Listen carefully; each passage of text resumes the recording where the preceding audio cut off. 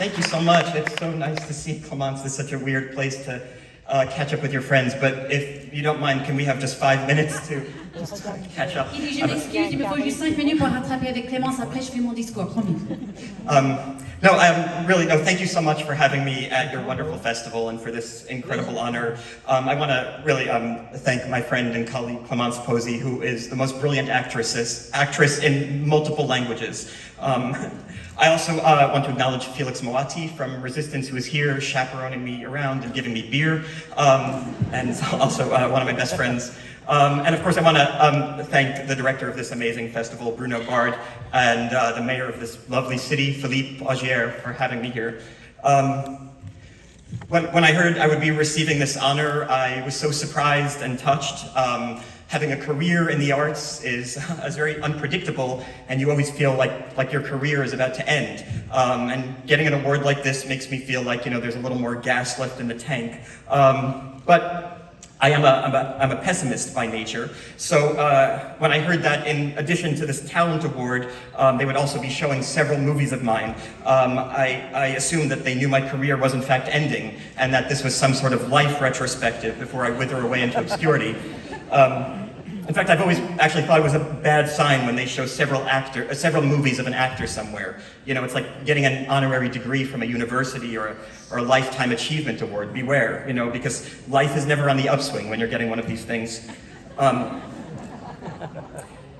remember when I started acting in movies when I was 18 years old, everyone was so impressed by how I could memorize my lines so well, and find my light and show up to set on time and not stoned.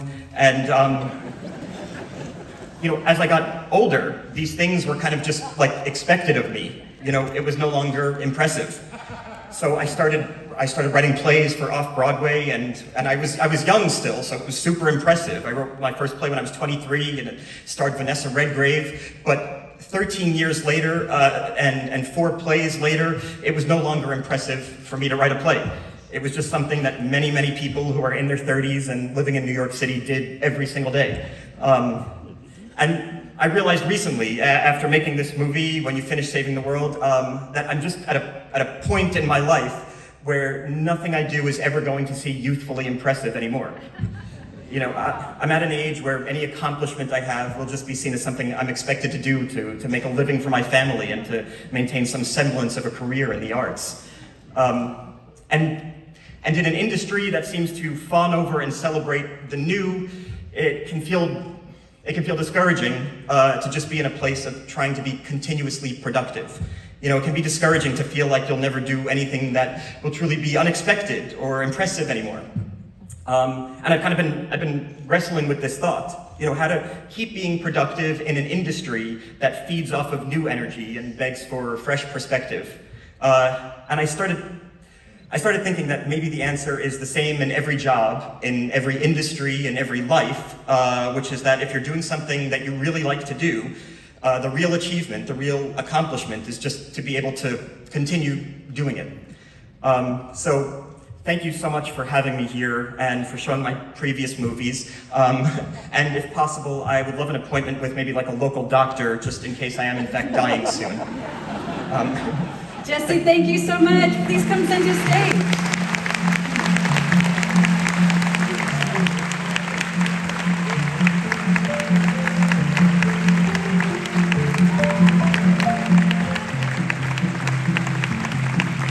Jesse Eisenberg avec ce trophée qui a été créé par Carl Lagas en partenariat avec Nordic Track.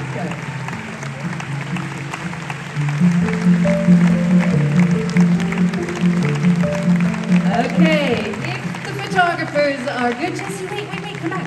Just a quick word before you go on your movie. Just quelques mots sur le film quand même que vous allez découvrir ce soir.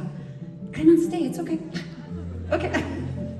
Yes, no, thank you again for coming to see the movie. I've been asked today in many interviews, a director's first film is always personal. How is this movie personal for you?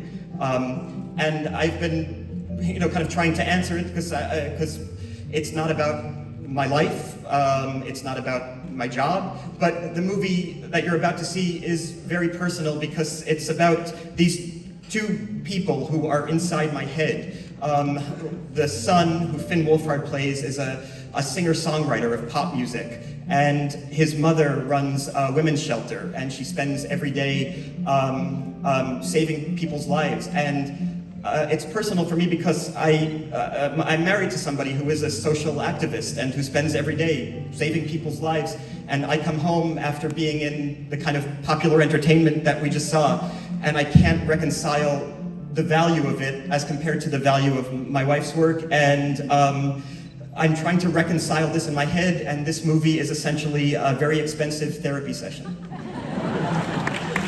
Thank you, Jesse. Je vais essayer de traduire vite fait. Pour ceux qui n'ont pas compris, venez me voir après, je vais dire